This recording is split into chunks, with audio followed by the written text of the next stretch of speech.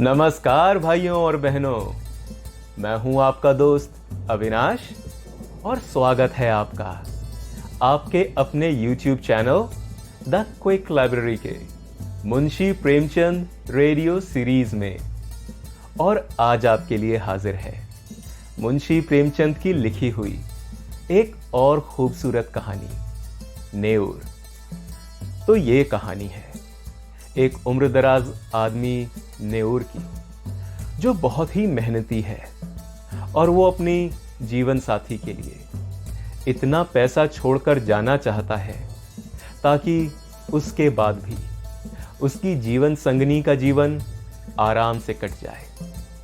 और तभी गांव में कहीं से एक साधु आता है जिसे सब पहुंचा हुआ महात्मा कहते हैं। तो क्या अब नेऊर को वरदान मिल जाता है? तो आइए जानते हैं इस कहानी में। तो कहानी कुछ यूं शुरू होती है। आकाश में चांदी के पहाड़ भाग रहे थे, टकरा रहे थे, गले मिल रहे थे, जैसे सूर्य मेघ संग्राम छिड़ा हुआ हो। कभी छाया हो जाती थी तो कभी तेज धूप चमक उठती थी। बरसात के दिन थे और उमस भी हो रही थी। हवा बंद हो गई थी। उधर गांव के बाहर कई मजदूर एक खेत की मेड़ बांध रहे थे, नंगे बदन, पसीने में तर, कछनी कसे हुए। सब के सब फावड़े से मिट्टी खोदकर मेड़ पर रखते जाते थे। पानी से मिट्टी नरम हो गई थी।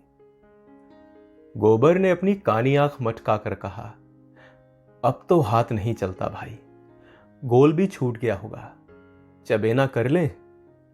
नेऊर ने हंसकर कहा, अरे ये मेड़ तो पूरी कर लो, फिर चबेना कर लेना, मैं तो तुमसे पहले का आया हुआ हूं।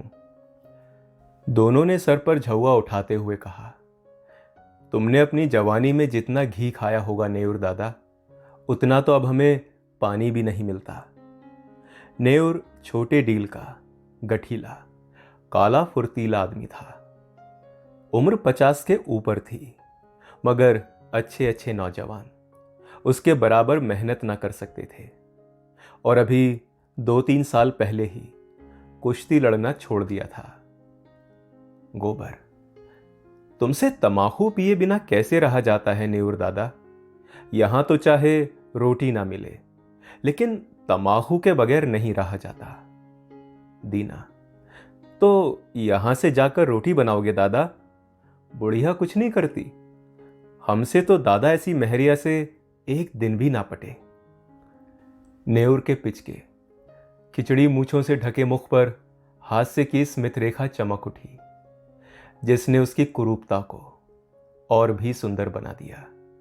बोला, जवानी तो उसी के साथ कटी है बेटा, अब उससे कोई काम नहीं होता तो क्या किया जाए?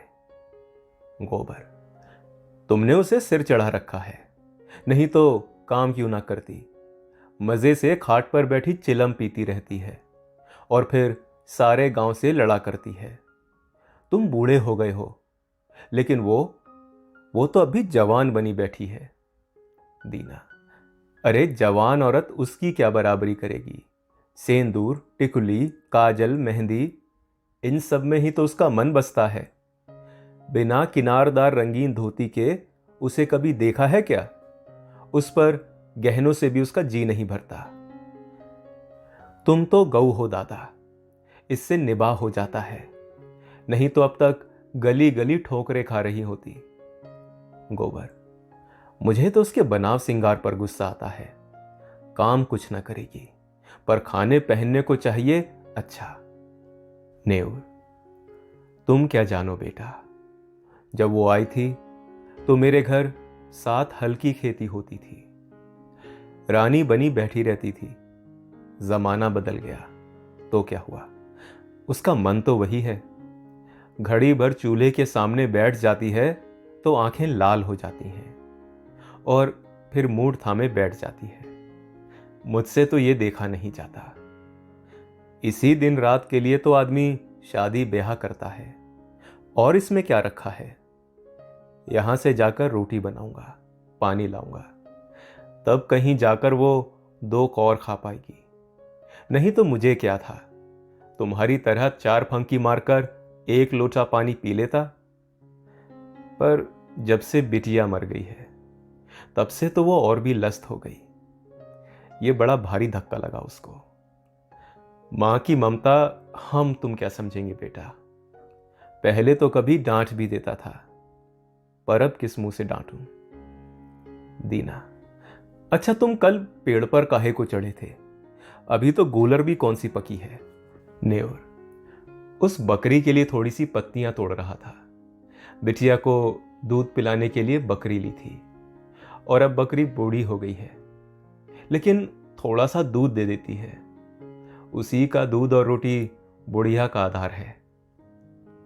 घर पहुंचकर नेउर ने लोटा और डोर उठाया और नहाने चला कि उसकी स्त्री ने खाट पर लेटे लेटे कहा, इतनी देर क्यों कर दिया करते हो? आदमी काम के पीछे परान थोड़ी ना देता है। जब मजूरी सबके बराबर मिलती है तो क्यों काम के पीछे पीछे मरते हो? नेउर का अंतकरण एक माधुर्य से सराबोर हो गया। उसके आत्मसमर्पण से भरे हुए प्रेम में मैं की गंध भी तो ना थी। कितना स्नेह और किसे उसके आराम की, उसके मरने जीने की चिंता है। फिर ये क्यों ना अपनी बुढ़िया के लिए मरे। बोला, तू पिछले जन्म में कोई देवी रही होगी बुढ़िया। सच। अच्छा रहने दो ये चापलूसी। अब हमारे आगे कौन बैठा हुआ है जिसके लिए इतनी हाय हाय करते हो? नेउर गज भर की छाती लिए स्नान करने चला गया। लौटकर उसने मोटी मोटी रोटियां बनाई और आलू चूल्हे में डाल दिए। उनका भरता बनाया। फिर बुढ़िया और वो दोनों साथ साथ खाने बैठे। बुढ़िया, मेरी जात से तुम्हें कोई सुख ना मिला। पड़े पड़े खाती हूं और तुम्हें तंग करती हूं। इससे तो कहीं अच्छा था कि भगवान मुझे उठा लेते। भगवान आएंगे तो मैं कहूंगा कि पहले मुझे ले चलो, नहीं तो इस सूनी झोपड़ी में कौन रहेगा। अरे तुम ना रहोगे तो मेरी क्या दशा होगी, यह सोचकर मेरी आंखों में अंधेरा आ जाता है। मैंने जरूर ही कोई बड़ा पुण्य किया था कि तुम्हें पाया। किसी और के साथ मेरा भला क्या निभा होता। ऐसे मीठे संतोष के लिए नेउर क्या नहीं कर डालना चाहता था। पर वो आलसिन, लोभिन, स्वार्थिन बुढ़िया अपनी जीभ पर केवल मिठास रखकर नेउर को नचाती थी, जैसे कोई शिकारी कटिये में चारा लगाकर मछली को खिलाता है। पहले कौन मरे, इस विषय पर आज यह पहली बार ही बातचीत ना हुई थी। इसके पहले भी कितनी ही बार यह प्रश्न उठा था और यूं ही छोड़ दिया गया था। लेकिन ना जाने क्यों नेउर ने अपनी डिक्री कर ली थी और उसने निश्चय किया था कि पहले मैं जाऊंगा और उसके पीछे बुढ़िया आराम से रहे, किसी के सामने हाथ ना फैलाए। इसीलिए वो मरता रहता था।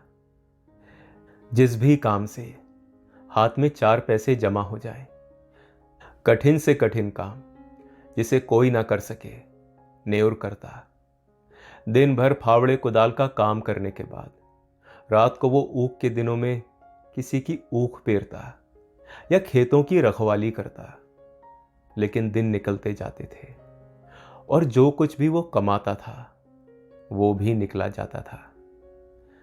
बुढ़िया के बगैर वो जीवन नहीं, इसकी वो कल्पना ही नहीं कर सकता था। लेकिन आज की बातों ने नेउर को सशंक कर दिया। जल में एक बूंद रंग की भांति ये शंका उसके मन में समाकर अति रंजित होने लगी। गांव में नेउर को काम की कमी ना थी, पर मजदूरी तो वही मिलती थी जो अब तक मिलती आई थी, और इस मंदी में वो मजदूरी भी नहीं रह गई थी। एक दिन अचानक गांव में एक साधु कहीं से घूमते फिरते आ निकले और नेउर के घर के सामने ही पीपल की छां में उनकी धुनी जल गई। गांव वालों ने इसे अपना धन्य भाग्य समझा। बाबा जी की सेवा सत्कार करने के लिए सभी लोग जमा हो गए। कहीं से लकड़ी आ गई, कहीं से बिछाने को कंबल, कहीं से आटा दाल। नेऊर के पास क्या था? बाबा जी के लिए भोजन बनाने की सेवा उसने ली। चरस आ गई, दम लगने लगा। 2-3 दिन में ही बाबा जी की कीर्ति फैलने लगी। वो आत्मदर्शी हैं, भूत भविष्य तक बता देते हैं।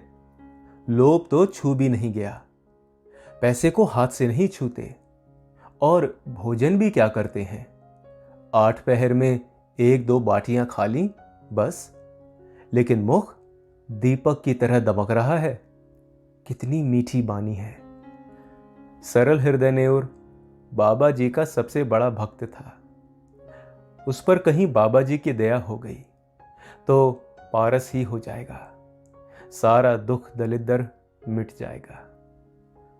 भक्तजन एक एक करके चले गए थे। खूब कड़ाके की ठंड पड़ रही थी।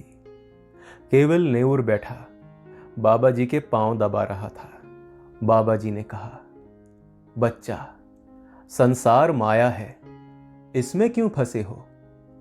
नेऊर ने नतमस्तक होकर कहा, अज्ञानी हूं महाराज, क्या करूं? स्त्री है, उसे किस पर छोड़ूं?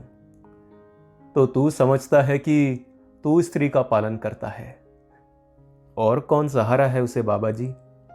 ईश्वर कुछ भी नहीं है, क्या तू ही सब कुछ है? नेऊर के मन में जैसे ज्ञान उदय हो गया। तू इतना अभिमानी हो गया है, तेरा इतना दिमाग, मजदूरी करते करते तेरी जान जाती है, और तू समझता है कि मैं ही बुढ़िया का सब कुछ हूं। प्रभु जो संसार का पालन करते हैं, तू उनके काम में दखल देने का दावा करता है। आस्था की ध्वनि सी उठकर उसे धिक्कारने लगी। बोला, अज्ञानी हूं महाराज, और इससे ज्यादा वो कुछ और न कह सका। आंखों से दीन विषाद के आंसू गिरने लगे। बाबा जी ने तेजस्विता से कहा, देखना चाहता है ईश्वर का चमत्कार? वो चाहे तो क्षण भर में तुझे लखपति कर दे, क्षण भर में तेरी सारी चिंताएं हर ले। मैं उसका एक तुच्छ भक्त हूं, काकविष्टा, लेकिन मुझ में भी इतनी शक्ति है कि तुझे पारस बना दूं। तू साफ दिल का सच्चा ईमानदार आदमी है, मुझे तुझ पर दया आती है। मैंने इस गांव में सबको ध्यान से देखा, किसी में शक्ति नहीं, विश्वास नहीं। तुझ में मैंने भक्त का हृदय पाया है। तेरे पास क्या कुछ चांदी है? नेऊर को जान पड़ रहा था कि सामने स्वर्ग का द्वार है। 10-5 रुपए होंगे महाराज। कुछ चांदी के टूटे फूटे गहने नहीं हैं। घरवाली के पास कुछ गहने हैं। ठीक है, कल रात को जितनी चांदी मिल सके यहां ला, और ईश्वर की प्रभुता देख। तेरे सामने मैं चांदी को हांडी में रखकर इसी धुनी में रख दूंगा, और सुबह आकर अपनी हांडी निकाल लेना। मगर इतना याद रखना कि उन अशरफियों को अगर शराब पीने में या जुआ खेलने में या किसी भी दूसरे बुरे काम में खर्च किया तो कोढ़ी हो जाएगा। जा, अब जाकर सो जा। और हां, इतना सुन ले कि इसकी चर्चा किसी से मत करना, घर वालों से भी नहीं। नेऊर घर चला तो ऐसा प्रसन्न था मानो ईश्वर का हाथ उसके सर पर है। रात भर उसे नींद नहीं आई। सवेरे उसने कई आदमियों से 2-2, 4-4 रुपए उधार लेकर 50 रुपए जोड़े। लोग उसका विश्वास करते थे, कभी किसी का पैसा भी ना दबाता था। वादे का पक्का और नियत का साफ। रुपए मिलने में दिक्कत ना हुई। 25 रुपए तो उसके पास थे ही। बुढ़िया से अब गहने कैसे ले? चाल चली, तेरे गहने बहुत मैले हो गए हैं, खटाई से साफ कर ले। रात में खटाई में रहने से नए हो जाएंगे। बुढ़िया चकमे में आ गई। हांडी में खटाई डालकर गहने भिगो दिए, और जब रात को वो सो गई तो नेऊर ने रुपए भी उसी हांडी में डाल दिए। और बाबा जी के पास पहुंचा। बाबा जी ने कुछ मंत्र पढ़ा, हांडी को धूनी में रखा और नेऊर को आशीर्वाद देकर विदा किया। रात भर करवटें बदलने के बाद नेऊर मुंह अंधेरे बाबा के दर्शन करने गया, मगर बाबा जी का वहां पता ना था। अधीर होकर उसने धूनी की जलती हुई राख टटोली। हांडी गायब थी। छाती धक धक करने लगी। बदहवास होकर बाबा को खोजने लगा। हाट की तरफ गया, तालाब की ओर पहुंचा। 10 मिनट, 20 मिनट, आधा घंटा, बाबा का कहीं निशान नहीं। भक्त आने लगे। बाबा कहां गए? कंबल भी नहीं, बर्तन भी नहीं। एक भक्त ने कहा, रमते साधुओं का क्या ठिकाना, आज यहां तो कल वहां, एक जगह रहे तो साधु कैसे, लोगों से हेल मेल हो जाए तो बंधन में पड़ जाए। सिद्ध थे, हां, लोभ तो छू भी ना गया था। नेऊर कहां है? उस पर बड़ी दया करते थे, जरूर उससे कहकर गए होंगे। नेऊर की तलाश होने लगी, कहीं पता नहीं। इतने में बुढ़िया नेऊर को पुकारती हुई घर में से निकली और फिर कोलाहल मच गया। बुढ़िया रोती थी और नेऊर को गालियां देती थी। नेऊर खेतों की मेड़ों से बेहताशा भागता चला जाता था, मानो उस पापी संसार से निकल जाएगा। तभी एक आदमी ने कहा, नेऊर ने कल मुझसे 5 रुपए लिए थे और आज सांझ को देने को कहा था। दूसरा, हमसे भी 2 रुपए आज के ही वादे पर लिए थे। बुढ़िया रोई, दाढ़ीजार मेरे सारे गहने ले गया, 25 रुपए रखे थे, वो भी उठाकर ले गया।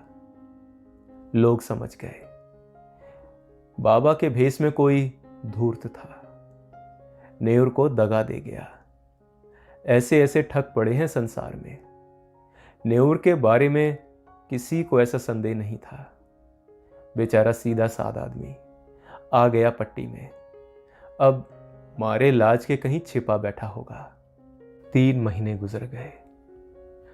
झांसी जिले में घसान नदी के किनारे एक छोटा सा गांव है और वहीं एक पहाड़ी टीला है। उसी पर कई दिन से एक साधु ने अपना आसन जमाया है। नाचे कद का आदमी है, काले तवे सा रंग और देह गठी हुई। ये नेऊर है जो साधु वेश में दुनिया को धोखा दे रहा है। वही सरल निष्कपट नेऊर है जिसने कभी पराये माल की ओर आंख को नहीं उठाया, जो खून और पसीने की रोटी खाकर मग्न था। गांव और बुढ़िया की याद एक क्षण भी उसे ना भूलती थी। इस जीवन में फिर कोई दिन आएगा कि वो अपने घर पहुंचेगा और फिर उस छोटे संसार में हंसता खेलता अपनी छोटी छोटी चिंताओं और छोटी छोटी आशाओं के बीच आनंद से रहेगा।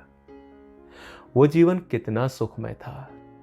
जितने थे सब अपने थे, सभी आदर करते थे, सहानुभूति रखते थे। दिन भर की मजूरी, थोड़ा सा अनाज या थोड़े से पैसे पाकर घर आता था तो बुधिया कितने मीठे स्नेह से उसका स्वागत करती थी। वो सारी मेहनत, सारी थकावट जैसे उस मिठास में सनकर और मीठी हो जाती थी। ना जाने वो दिन फिर कब आएंगे, ना जाने बुधिया कैसी होगी, कौन उसे पकाकर खिलाता होगा। घर में पैसा भी तो नहीं छोड़ा, गहने तक डुबा दिए। तब उसे क्रोध आता कि उस बाबा को पा जाए तो कच्चा ही खा जाए। उफ, लोभ। उसके अनन्य भक्तों में एक सुंदरी युवती भी थी जिसके पति ने उसे त्याग दिया था। उसका बाप फौजी पेंशनर था। एक पढ़े लिखे आदमी से लड़की का विवाह किया, लेकिन लड़का मां के कहने में था और युवती की अपनी सास से ना पटती थी। वो चाहती थी कि शौहर के साथ सास से अलग रहे। शौहर अपनी मां से अलग होने पर राजी ना हुआ तो वो रूठकर मैके चली आई। तब से 3 साल हो गए थे और ससुराल से एक बार भी बुलावा ना आया और ना ही पति देव आए।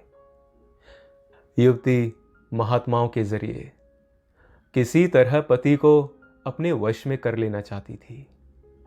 महात्माओं के लिए किसी का दिल फेर देना ऐसी क्या मुश्किल बात है। हां, उनकी दया चाहिए। एक दिन उसने एकांत में बाबा जी से अपनी विपत्ति कह सुनाई और नेउर को जिस शिकार की टोह थी वो आज मिलता हुआ जान पड़ा। गंभीर भाव से बोला, बेटी, मैं ना सिद्ध हूं ना महात्मा और ना मैं संसार के झमेलों में पड़ता हूं, पर तेरी श्रद्धा और प्रेम देखकर तुझ पर दया आती है। भगवान ने चाहा तो तेरा मनोरथ पूरा हो जाएगा। आप सामर्थ्यवान हैं और मुझे आपके ऊपर विश्वास है। भगवान की जो इच्छा होगी वही होगा, पर मेरे भगवान तो आप ही हो। नेउर ने मानो धर्म संकट में पड़कर कहा, लेकिन बेटी, उस काम में बड़ा अनुष्ठान करना पड़ेगा और अनुष्ठान में सैकड़ों हजारों का खर्चा है।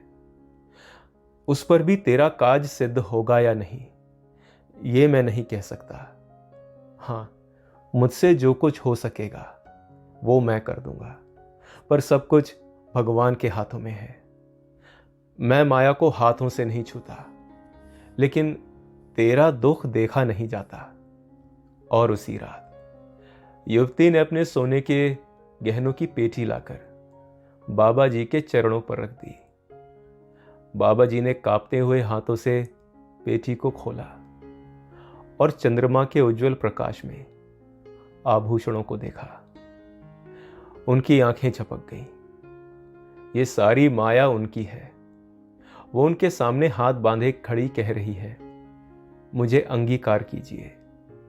कुछ भी तो नहीं करना है, केवल पेटी को लेकर अपने सिरहाने रख लेना है और युवती को आशीर्वाद देकर विदा कर देना है।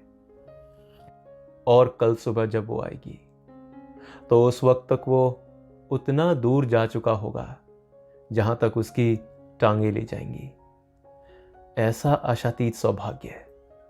जब वो रुपयों से भरी थैलियां लिए गांव में पहुंचेगा और बुधिया के सामने रख देगा, ओह, इस बड़े आनंद की तो वो कल्पना भी नहीं कर सकता। लेकिन ना जाने क्यों इतना जरा सा काम भी उससे नहीं हो सकता था। वो पेटी को उठाकर अपने सिरहाने कंबल के नीचे दबाकर नहीं रख सकता है। कुछ नहीं, पर उसके लिए असूझ है, असाध्य है। वो उस पेटी की ओर हाथ भी नहीं बढ़ा सकता है। इतना कहने में कौन सी दुनिया उल्टी हो जाती है कि बेटी, इसे उठाकर इस कंबल के नीचे रख दे। जबान कट तो न जाएगी, मगर अब उसे मालूम होता है कि जबान पर भी उसका काबू नहीं है। आंखों के इशारे से भी यह काम हो सकता है, लेकिन इस समय आंखें भी बगावत कर रही हैं।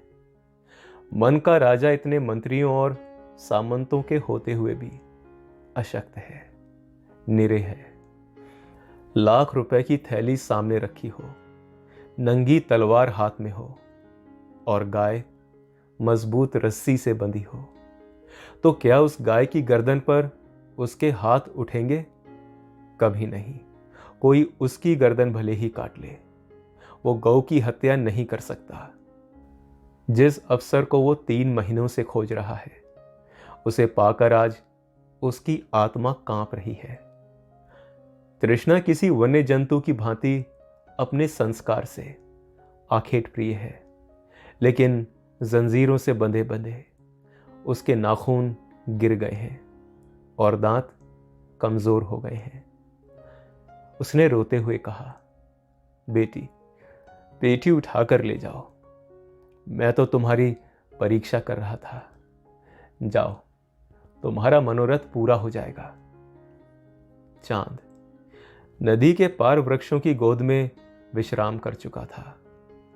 नेऊर धीरे से उठा और धसान में स्नान करके एक ओर चल दिया। भभूत और तिलक से अब उसे घृणा हो रही थी। उसे आश्चर्य हो रहा था कि वो घर से निकला ही कैसे। थोड़े से उपहास के भय से उसे अपने अंदर एक विचित्र उल्लास का अनुभव हो रहा था, मानो वो बेड़ियों से मुक्त हो गया हो, जैसे कोई बहुत बड़ी विजय प्राप्त की हो। 8वें दिन नेऊर गांव पहुंच गया। लड़कों ने दौड़कर उछलकर उसका स्वागत किया। एक लड़के ने कहा, काकी तो मर गई दादा। ये सुनकर नेऊर के पांव जैसे बंध गए, मुंह के दोनों कोने नीचे झुक गए। दीन विषाद आंखों में चमक उठा, पर बोला कुछ नहीं, कुछ पूछा भी नहीं। पल भर जैसे निसंज्ञ खड़ा रहा, फिर बड़ी तेजी से अपनी झोपड़ी की ओर चला। बालक वृंद भी उसके पीछे दौड़े, मगर उनकी शरारत और चंचलता भाग चली थी। झोपड़ी खुली पड़ी थी और बुधिया की चारपाई जहां की तहां थी। उसकी चिलम और नारियल ज्यों के त्यों धरे हुए थे और एक कोने में 2-4 मिट्टी और पीतल के बर्तन पड़े हुए थे। लड़के बाहर ही खड़े रह गए। झोपड़ी के अंदर कैसे जाएं? वहां बुधिया बैठी है। गांव में भगदड़ मच गई। नेऊर दादा आ गए। झोपड़ी के द्वार पर भीड़ लग गई। प्रश्नों का तांता बंध गया। तुम इतने दिन कहां थे दादा? तुम्हारे जाने के 3रे दिन बाद ही काकी चल बसी। रात दिन तुम्हें गालियां देती थीं, मरते मरते तुम्हें गरियाती ही रही। तुम इतने दिन कहां रहे दादा? नेऊर ने कोई जवाब ना दिया, केवल शून्य निराश करुण आहत नेत्रों से लोगों की ओर देखता रहा, मानो उसकी वाणी हर ली गई है। और उस दिन से किसी ने उसे बोलते या रोते हंसते नहीं देखा। गांव से आध मील पर पक्की सड़क है, अच्छी आम दरख्त है। नेऊर बड़े सवेरे जाकर सड़क के किनारे एक पेड़ के नीचे जा बैठता है। किसी से कुछ मांगता नहीं, पर राहगीर कुछ ना कुछ दे ही देते हैं, चबेना, अनाज या पैसे। और फिर संध्या समय वो अपनी झोपड़ी में आ जाता है, चिराग जलाता है, भोजन बनाता है और खाता है, और फिर उसी खाट पर पड़ा रहता है। उसके जीवन में जो एक संचालक शक्ति थी, वो लुप्त हो गई है। वो अब केवल जीवधारी है। कितनी गहरी मनोव्यथा है। गांव में प्लेग आया। लोग घर छोड़ छोड़कर भागने लगे। नेऊर को अब किसी की परवाह ना थी, न किसी को उससे भय था और न ही प्रेम। सारा गांव भाग गया, पर नेऊर अपनी झोपड़ी से ना निकला। और आज भी वो उसी पेड़ के नीचे सड़क के किनारे उसी तरह मौन बैठा हुआ नजर आता है, निश्चेष्ट, निर्जीव। तो भाइयों और बहनों, कैसी लगी आपको ये कहानी? और क्या लगता है आपको, क्यों नेऊर उस युवती को धोखा नहीं दे पाया, जबकि वो इस तरह के मौके का कई दिनों से इंतजार कर रहा था? कमेंट सेक्शन में जरूर बताना और अपने चैनल को सब्सक्राइब और लाइक करना भी मत भूलना। तो इसी के साथ मुझे दीजिए